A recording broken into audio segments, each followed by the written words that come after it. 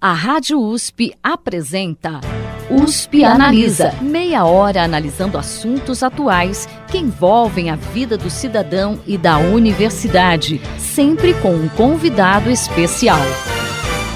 USP Analisa.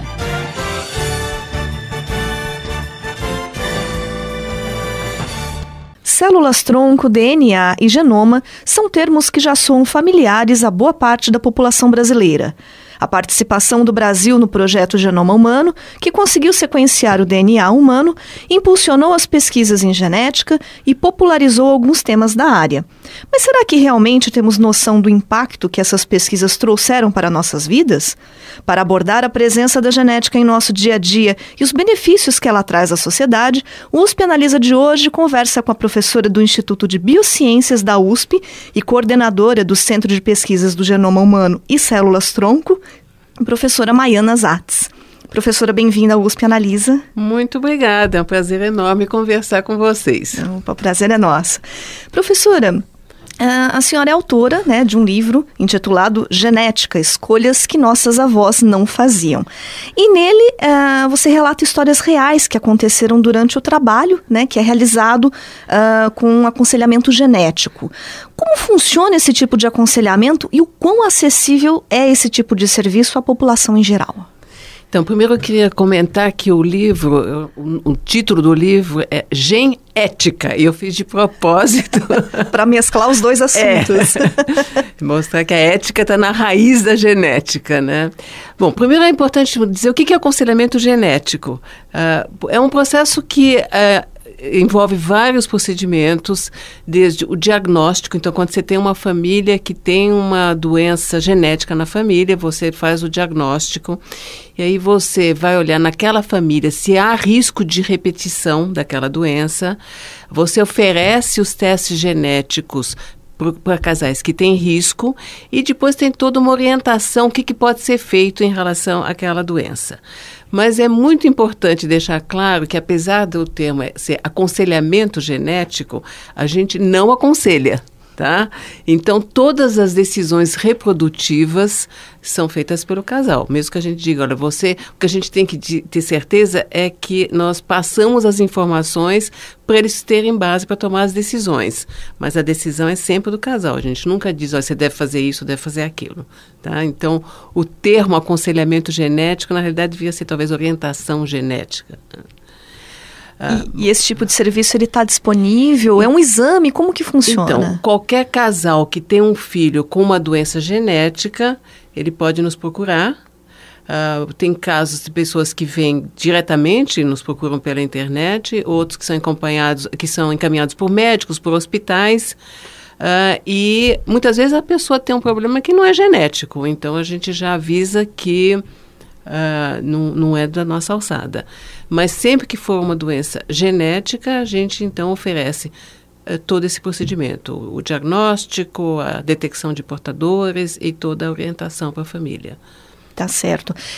E aí o pessoal entra em contato com vocês lá na USP de São Paulo, é isso? Isso. Nós temos o Centro do Genoma Humano e lá tem um site, a pessoa pode diretamente entrar em contato, telefonar e a gente agenda as consultas. Essas consultas, esses exames, eles são gratuitos? Como que funciona? As consultas, sim. Os exames, hoje a gente não consegue mais fazer gratuitamente. Enquanto era pesquisa, a gente conseguia oferecer de graça. Mas no momento que deixou de ser pesquisa e passou a ser um teste de diagnóstico, a entidade, FAPESP, CNPq, não dão no banco mais, né? Então, a gente é obrigado a cobrar. Tá certo. É mais para a gente poder orientar o pessoal que está em casa, né? Mas todo o dinheiro é revertido para o laboratório, para pagar técnicos. Os profissionais não ganham nada. Tá certo.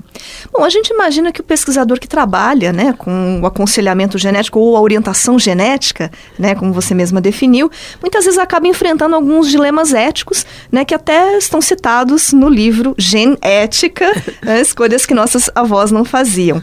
Um exemplo é descobrir que a pessoa vai ter uma doença letal ou degenerativa sem cura em um determinado estágio da vida. Como é que vocês lidam com esses casos? Então, são os casos mais complicados, porque existem várias doenças onde a pessoa já nasce com uma mutação e a gente sabe que ela vai ter uma doença que vai aparecer mais tarde, que pode aparecer com 40, 50, 60 anos de idade. Doenças geralmente neurodegenerativas graves, né?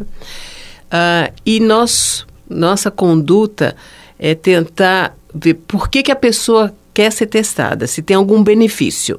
Então, existe já uma regra de ouro que a gente não testa criança.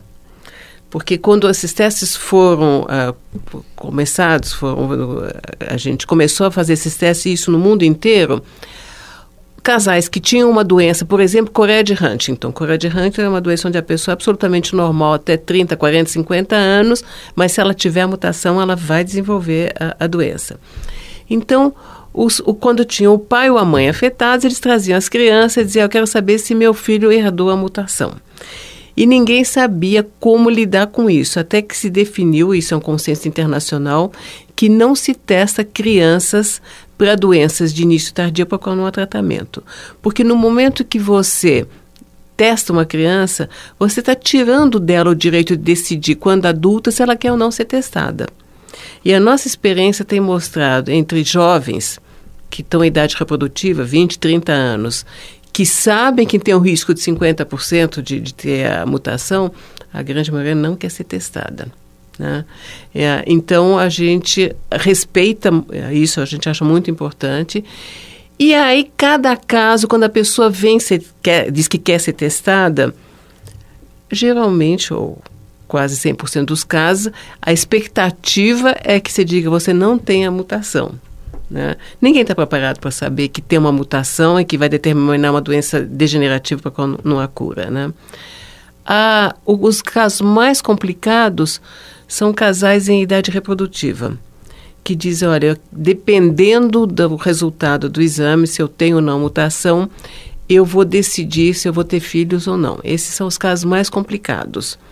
Mas mesmo assim, existem tecnologias hoje onde você pode garantir para aquele casal uma criança sem a mutação, sem determinar se a pessoa tem a mutação. Então, por exemplo, um casal onde a mãe tem um risco de 50% de ter uma mutação, porque o pai dela tem a doença. Ela disse, eu quero ter um filho normal, mas eu não quero saber. O que você pode fazer? Você faz uma fertilização assistida e você estuda só o embrião, porque você já sabe qual é a mutação. E você estuda só o embrião.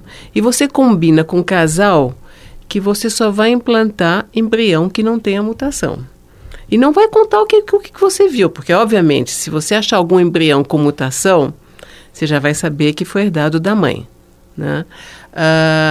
Então, é isso que é combinado com o casal, que a gente chama em inglês de non-disclosure, tá? Então, você pode garantir para aquele casal uma criança normal, sem a mutação, sem ter que dizer para o jovem, para o casal jovem, se ele herdou ou não a mutação.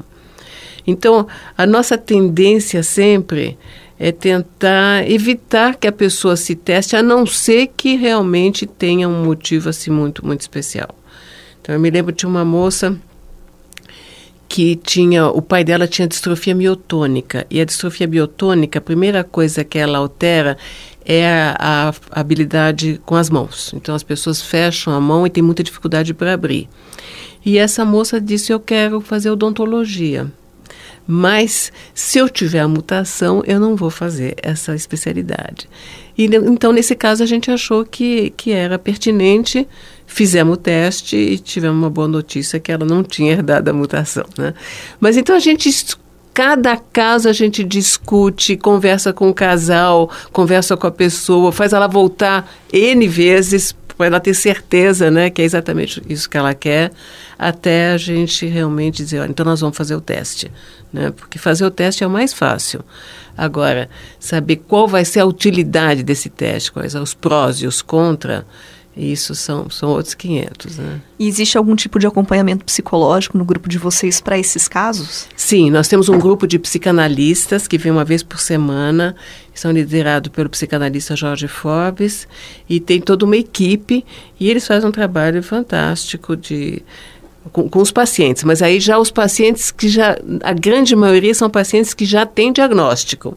E muitos deles que já desistiram de viver e, de repente, reinventam a vida, né? O modo de viver.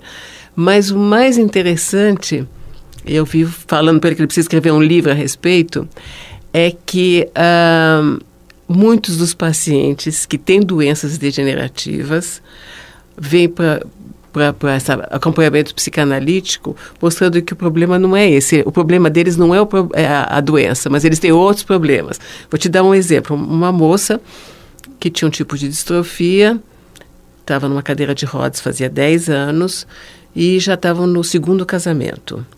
E ela entrou na sala e ele perguntou, bom, qual é o seu problema? E ela não quis falar. Ela estava com o marido, um moço bonitão, estava atrás dela. Bom. Aí ele disse, prefere ficar sozinha? Ela disse sim. Aí ele saiu, ela disse assim, e ele perguntou de novo, então, agora me conta, qual é o seu problema? Ela disse, eu não tenho problema nenhum, o problema é ele. Ele tem síndrome do pânico e não pode ir em lugar nenhum se eu não for junto. Ela diz assim, eu perdi minha liberdade.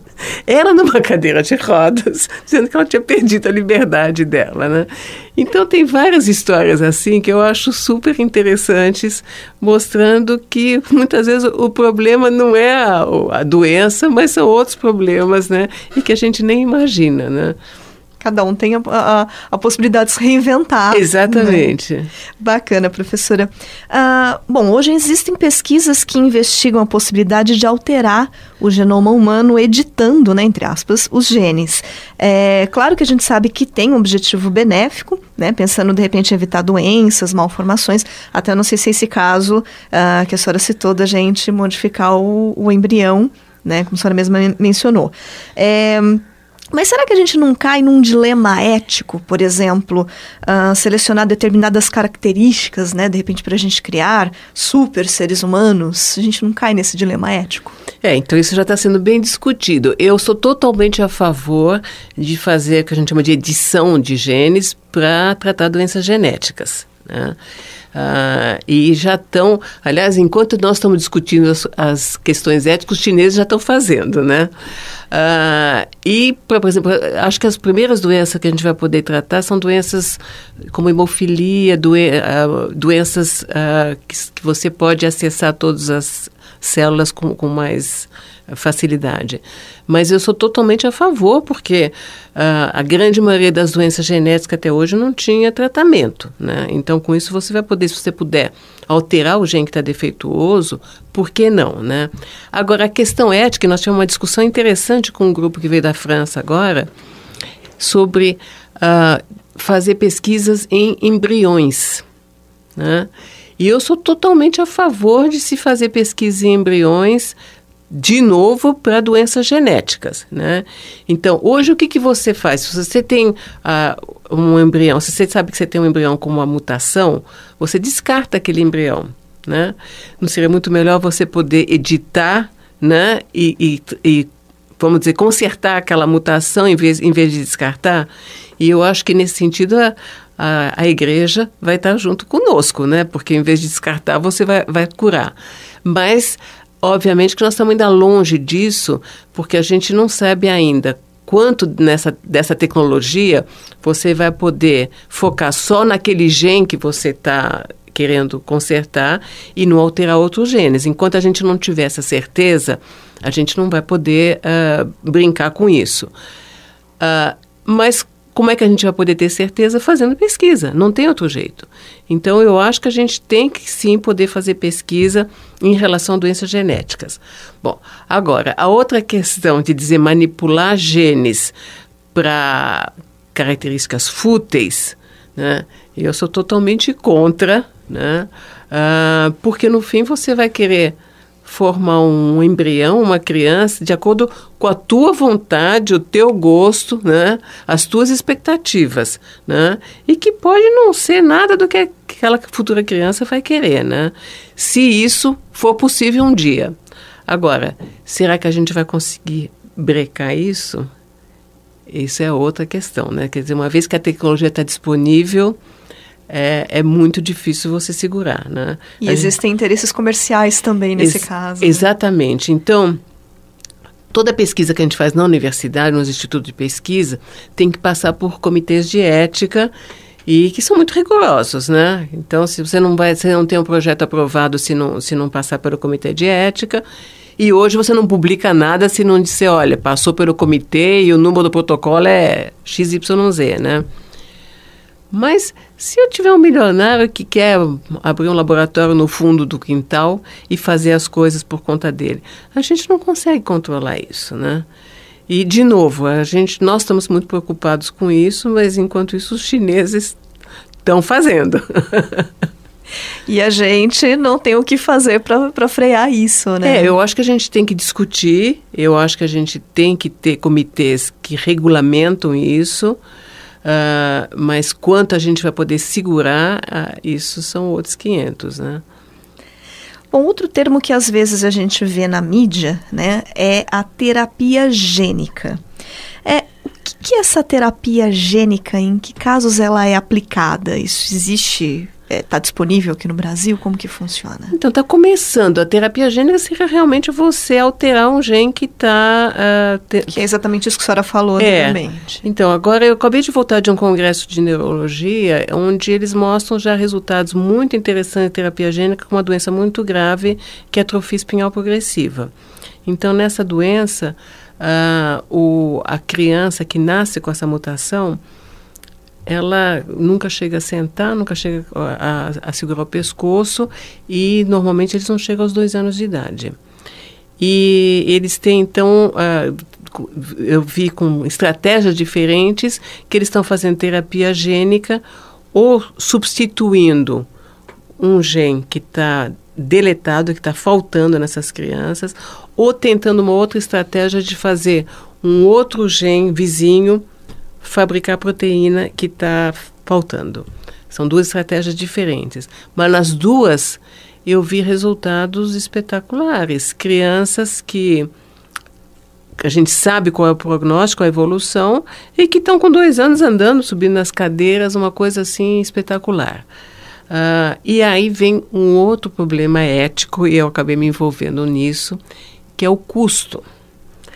Então, como está sendo desenvolvido por laboratórios comerciais, e eles investem muito dinheiro na pesquisa, eles querem ter seu lucro depois, né?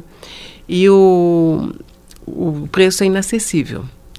Então, eu tive nos Estados Unidos conversando com o presidente da companhia, dizendo, olha, vocês têm que baixar o custo, porque senão não é inacessível. E é uma crueldade você dizer para um casal, olha, teu filho tem tal doença, existe um tratamento, mas a gente não tem como pagar. E aí eles disseram, não, se vocês disserem que tem muitos casos, nós vamos baixar o preço para poder se tornar acessível. Então agora eu estou nessa batalha de ir atrás de quantos casos a gente tem no Brasil para ver se a gente torna ele acessível. Então, cada vez vão surgindo outros problemas que a gente acaba se envolvendo, né? Ou seja, no final das contas, o cientista não faz só ciência, mas ele também olha o lado social das questões. Eu escrevi um artigo em 2005 dizendo que no Brasil ser só cientista não é suficiente. A gente precisa fazer mais, né? Tá certo, professora. Bom, falando um pouquinho de políticas públicas, né? A Lei de Biossegurança, que entre outros pontos regulamenta a pesquisa com células-tronco, está completando aí 12 anos. Você, inclusive, foi uma das pessoas que se engajou na defesa da aprovação dessa lei. A gente pode dizer que houve um avanço das pesquisas após essa lei aqui no Brasil, e que avaliação você faz esses 12 anos? O que melhorou, o que mudou? Então, a primeira coisa, quando a gente brigou para que a gente pudesse ter aprovado as pesquisas com células-tronco embrionárias, era porque a gente queria poder fazer no Brasil as mesmas pesquisas que se fazia na época no exterior, né? A ideia era essa. Então, a gente sabia que não era para você dizer, olha, nós vamos ter as células embrionárias e vamos curar a doença. Não, a gente quer ter o mesmo potencial de pesquisas. E foi muito importante a gente ter aprovado, porque naquele momento a gente podia dizer para os pacientes, olha, você não precisa ir para fora do Brasil, porque tudo que for feito lá a gente vai poder refazer aqui, né? Ou fazer aqui, ou copiar aqui, né?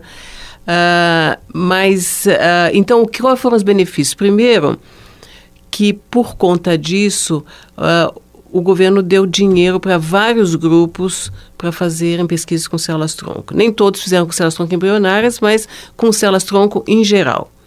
A segunda coisa é que a gente foi reconhecido internacionalmente como um país que podia fazer o mesmo tipo de pesquisa. Então, logo depois, eu me lembro que eu fui convidado para ir para a Inglaterra, visitei os laboratórios e eles nos olhavam assim como a seção do time, né? E hoje, logo em seguida, que foi em 2006, foram descobertas as células-tronco reprogramadas, que deram para o Yamanaka o prêmio Nobel. Então, o que são essas células-tronco reprogramadas? Que você pode pegar uma célula da pele, agora a gente faz com sangue, e eu posso reprogramar essa célula para ela ter as mesmas características que uma célula-tronco embrionária. Tá? Então, as pesquisas hoje têm sido muito mais feitas com essas células do que com as células de embriões. Mas, mesmo assim, a gente precisa, e precisou durante muito tempo, das células embrionárias para comparar se as células reprogramadas são iguais, no que elas diferem, né? E até hoje existem pesquisas que precisam ser feitas com células-tronco embrionárias. Principalmente, no meu caso, eu tenho interesse sempre nos embriões que têm mutações genéticas. Então, para saber como é que essas mutações alteram alguns tecidos, porque altera um tecido não altera o outro, enfim, tem várias perguntas que a gente pode responder com esses embriões que têm mutação. E se a gente não tivesse aprovado essa lei, a gente não poderia fazer essa pesquisa. Tá certo. Você acha que falta, de repente, um pouco mais de conhecimento do gestor público a respeito dessas questões, da importância da genética? De repente, se a gente tivesse mais conhecimento, seria mais fácil a gente ter políticas públicas que facilitassem as pesquisas? Com certeza. Eu acho que precisa mais divulgação e, principalmente, precisa mais investimento, né? Mas eu acho que divulgação é muito importante. Eu tenho tentado sempre conversar com o público leigo e explicar o que está acontecendo para as pessoas poderem formar a opinião e poder decidir, né, no momento que você tem uma polêmica. Mas, sem dúvida, precisaria ter muito mais investimento em ciência e conhecimento de ciência. Eu estava nos Estados Unidos agora, recentemente, e teve aquela marcha pela ciência. E foram 500 mil pessoas, pelo menos onde eu estava. E aqui eu soube que foi um fracasso, que tinha pouquíssima gente se mobilizando. Então, isso também é muito frustrante, porque não é só o gestor, os jovens também precisam se mobilizar, porque é o futuro deles, né? E eu soube que tinha 50 pessoas em São Paulo que foram nesse... A gente sabe que tem muito mais gente trabalhando em ciência do que 50 pessoas, né? Então, o brasileiro se mobiliza muito pela internet, né? Mas na hora de dizer, olha, eu vou para a rua, e essa era uma causa muito importante, eu achei que foi uma frustração. Professor, em relação aos testes de última geração que a gente tem atualmente, né? Muitas vezes eles acabam encontrando um gene que não tem nada a ver com o problema da pessoa. Isso acaba gerando também dilemas éticos. Como que vocês lidam com isso daí? Então, essa é uma questão muito importante que está sendo discutida internacionalmente, porque o que acontece? Você tem, por exemplo, uma pessoa que vem nos procurar porque tem uma doença muscular, uma criança, e a gente não sabe qual é esse diagnóstico. Então, antigamente, você olhava só os genes conhecidos. E agora, com esses testes de última geração, você pode olhar todos os genes de uma vez só, que a gente chama de exoma. E aí, o que acontece? Muitas vezes você pode achar uma mutação em um outro gene que não tem nada a ver com o problema. Por exemplo, eu estou estudando um menino e eu descubro que ele tem uma mutação que é responsável por câncer de mama. Esse que foi encontrado na Angelina Jolie. E a pergunta é, a gente conta ou não conta? Qual é a nossa responsabilidade? Quando contar? Né? Então, nós discutimos um caso assim entre nós e o consenso era, se for um menino, não precisa contar, porque ele, se tiver o câncer de mama, vai ser depois dos 30, 40, 50 anos, e em homem é muito mais raro. Aí todo mundo... Não, tá certo, né? Se for um menino, não vamos contar. Aí alguém levantou e disse, e se a mutação tivesse sido herdada da mãe dele?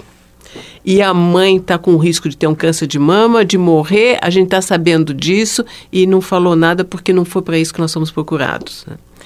Então, é uma questão que a gente, de novo, discute caso a caso, quando a gente deve contar, quando não deve contar, né? Mas que está aparecendo, que a gente chama de achados acidentais, né?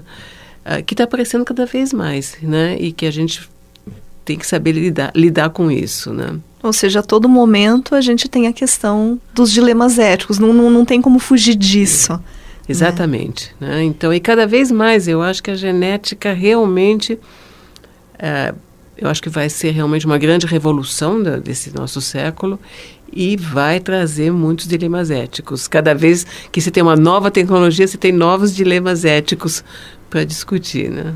Em relação ao Brasil, professora, nós questionamos, falamos a respeito dessa questão do corte dos investimentos e tal, mas de uma forma geral, o que a gente pode esperar das pesquisas no Brasil aqui no futuro? A gente vai ter grandes descobertas, a gente está em pé de igualdade, apesar desses cortes no investimento com o exterior, o que a gente pode esperar para o futuro aqui no Brasil? Olha, eu acho que a gente tem alguns centros de excelência que estão em pé de igualdade, batalhando muito para estar em pé de igualdade, mas são poucos. E são poucos porque ainda tem muito pouco investimento. Eu acho que quem está em São Paulo é super privilegiado porque tem a FAPESP. Mas para o resto do Brasil, realmente a situação está muito difícil. E o que eu acho também que a gente deveria batalhar para mudar a legislação, no sentido que iniciativa privada pudesse também dar mais dinheiro para a pesquisa, né? E ter isenção fiscal como existe nos Estados Unidos, né? Então, agora tem uma iniciativa nova de uma empresa, do Grupo Moreira Salles, que eles fizeram um instituto que chamaram de Serra Pilheira e que vai investir 135 milhões em pesquisas a fundo perdido, né?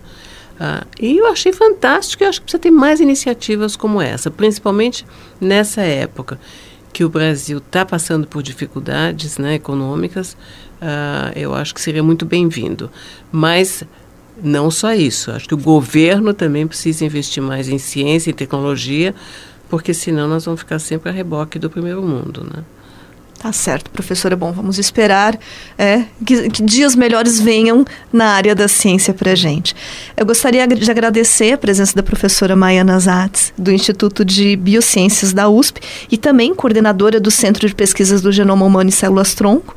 Professora, muito obrigada pela sua presença aqui no nosso USP Analisa. Eu que agradeço. O USP Analisa de hoje fica por aqui. Voltamos na próxima semana. Até lá. Você ouviu USP Analisa, um programa da Rádio USP Ribeirão em parceria com o IEA, Instituto de Estudos Avançados, Polo Ribeirão Preto. Produção do Serviço de Comunicação Social da USP e do IEA. Coordenação, Rosimeire Talamone. Apresentação, Thaís Cardoso.